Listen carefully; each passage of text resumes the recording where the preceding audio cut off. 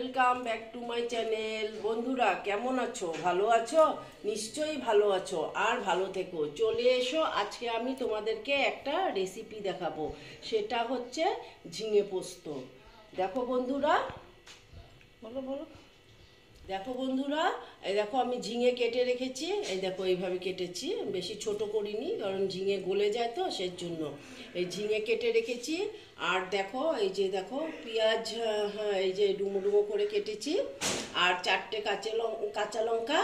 আর ওই দেখো পোস্ত বেটে রেখেছি। হ্যাঁ, আর এই দেখো কড়া বসিয়ে দিয়েছি, তেল দিয়ে দিচ্ছি।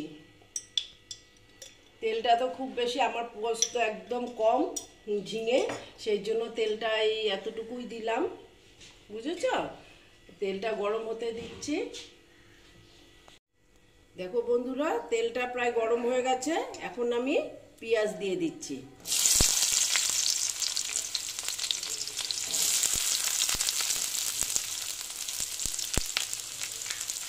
পেঁয়াজটা দিয়ে একটু পেঁয়াজটা আগে আমি ভেজে নিচ্ছি। আমি না একবারই বসিয়ে দেব, কারণ তোমরা ইচ্ছে করলে ঝিঙেটা ভেজে নিতে পারো, কিন্তু আমি না ভাজবো না। হ্যাঁ, একবারে আমি বসিয়ে দেবো, কারণ ঝিঙা তো খুব নরম জিনিস, তো হয়ে যাবে। সেই জন্য আমি একসঙ্গে বসিয়ে দেব। এখন আমি পেঁয়াজটা ভালো মতন ভেজে নিচ্ছি। পেঁয়াজটার একটা সুন্দর মিষ্টি গন্ধ বের হলে তারপরে আমি দেখো কী করছি। দেখো বন্ধুরা, প্রায় আমার পেঁয়াজটা ভাজা হয়ে গেছে, হয়নি তবুও একটু হয়েছে, লাল লাল হয়েছে। এখন আমি এই দেখো ঝিঙেগুলো, এইগুলো আমি দিয়ে দিচ্ছি।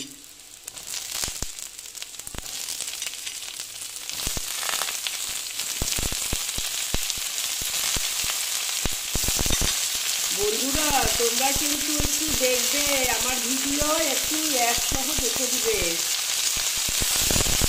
এখন আমি এইগুলো ভেজে নিচ্ছি।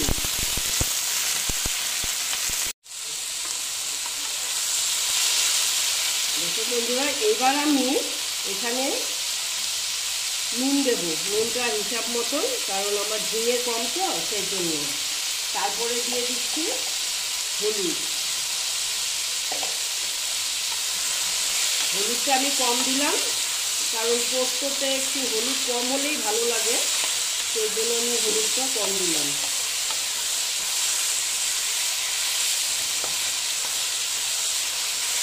দেখো, এরপর আমি দিয়ে দিচ্ছি এই দেখো পোস্ত বেটে রেখেছি, পোস্ত আর 4টে কাঁচা লঙ্কা দিয়ে বেটেছি, এটা আমি দিয়ে দিলাম।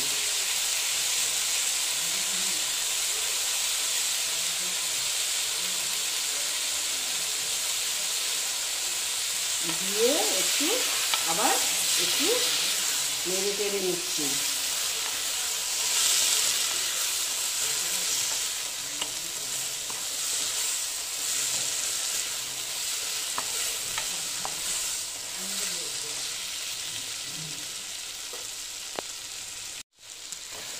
দেখো বন্ধুরা, এবার না আমি একটু জল অ্যাড করবো। এটা আমি পোস্তর বাটি ধুয়ে জলটা আমি দিলাম,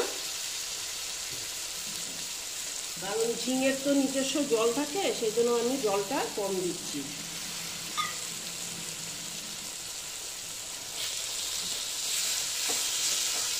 দেখো একদম কম দিয়েছি। এবার আমি কী করবো জানো, 4টে কাঁচা লঙ্কা দিয়ে দিচ্ছি, দিয়ে এবার আমি একটু ঢেকে দিচ্ছি। দেখো বন্ধুরা, আমি দেখে নিচ্ছি। এই দেখো আমার প্রায় হয়ে গেছে।